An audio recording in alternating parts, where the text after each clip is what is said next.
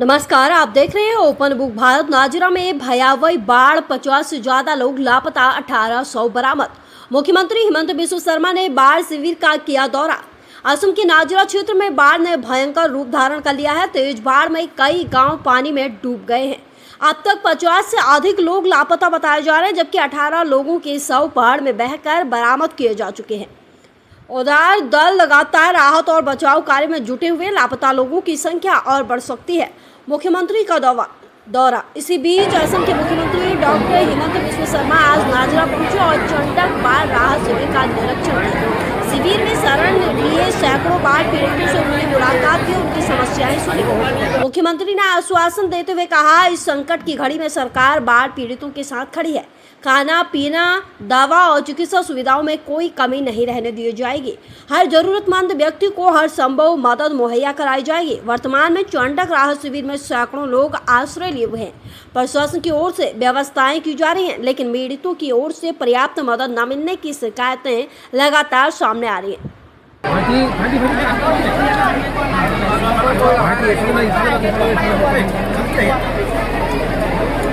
पानी तो एकदम किमान आহি গৈছে মানে পুলিৰ পানী ভিতৰত সোমাই গ'ল আৰু নিজৰ ওপৰত ওপৰদি গৈছে।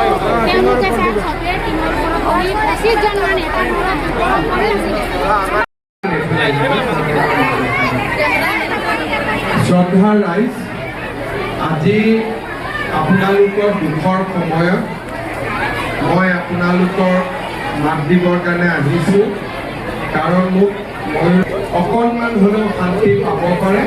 আপোনালোকে একদম চিন্তা নকৰিব, আমি আপোনালোকক ঘৰৰ ল'ৰাৰ দৰে যিমান পাৰোঁ আপোনালোকক আমি সহায় কৰি দিম।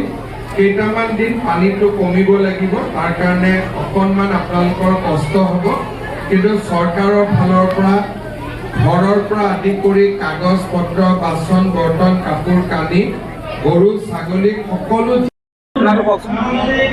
গোটেই ঘটনাটো কিমান বছৰ আমি থাকিলোঁ, কেতিয়াও মানে এনেকুৱা পানী হঠাৎ অহা নাই। মানে এইবাৰে পানী আহি গ'ল। আমি পটককৈ নৈ কিনাৰ ঘৰ, একেবাৰে ওচৰৰ ঘৰ, বাছোতে মানে আমি সময়ে নাপালোঁ, একো বস্তুৰে বচাব নোৱাৰিলোঁ। তাৰপিছত আমি ঘৰৰ ওপৰত যেনে তেনে মানে 25জন মানুহ আছিলোঁ। ঘৰৰ ওচৰত চবেই আমাৰ ঘৰৰ ওখ হ'বলৈকে আহিছিলে চবেই। তো উঠিতে মানে লাহে লাহে কৰি পেলাই আমি টিঙত উঠি গ'লোঁ 25জন। তাৰ মাজত 8টা মানে সৰু ল'ৰা ছোৱালী আছিলে আৰু বাকীখিনি ডাঙৰ মানুহ, মাইকী মানুহ আছিলে। তাৰ মাজত আপোনাৰ এই 4জন এতিয়া পোৱা নাই, মানে বাকীখিনি পোৱা হৈছে। এতিয়া বস্তু দিটো মানে আমি মানুহজনীটো ঘূৰাই নাপাওঁ, কিন্তু যোনটো আমাৰ ক্ষতিপূৰণ এইটো দিলে আমাৰ ভাল হ'ব। মানে আমাৰ এতিয়া একো উপায় নাই। মানে একো পোৱা নাই, আমি একোৱে পোৱা নাই। তাৰ ক'ত পাইছে কি নাই মানে একো পোৱা নাই। এতিয়ালৈকে বিচাৰে একো সহায় পোৱা নাই। 4 বছৰ ছোৱালীজনীক পাইছে কাকো পোৱা নাই, 4জন, এজনে পোৱা নাই। মানে টোটেল 4জন আপোনাৰ পৰিয়ালৰ। নাজিৰাৰ ৰাইজক দুখৰ সময়ত মই লগ কৰিবৰ কাৰণে আহিছিলোঁ। ইয়াত পৰিৱেশ বহুতে বেয়া, বহুত জাগাত এতিয়ালৈকে যাব পৰা অৱস্থাত নাই। পলস পৰি ৰাস্তা ঘাট চব বন্ধ হৈ গৈছে, ঘৰ বাৰীবোৰ ভাঙি গৈছে, গৰু ছাগলীৰ যথেষ্ট মৃত্যু হৈছে আৰু যথেষ্ট মিচিং লোকো এতিয়ালৈকে আমি বিচাৰি পোৱা নাই। পৰিৱেশটো বহুতখিনি চিন্তাৰ বিষয়। মই আজি অকণমান বুজ ল'লোঁ আৰু যিমান পাৰোঁ চৰকাৰৰ পৰা ৰাইজক আমি সম্পূৰ্ণ সহায় আগবঢ়াম। ঘৰৰ পৰা 50জন লোক সন্ধানহীন হোৱা বুলি বিধায়ক মহোদয়ে জনাইছে। হয়তো সংখ্যাটো আৰু বেছিও হ'ব পাৰে।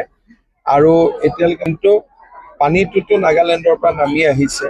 এতিয়া নাগালেণ্ডত ডাৱৰ বিস্ফোৰণৰ কাৰণে নামি আহিছে নে তাত পাহাৰ কাটাৰ কাৰণে নামি আহিছে, গোটেই বিষয়বোৰ নাগালেণ্ড চৰকাৰৰ লগত কথা পাতিব লাগিব।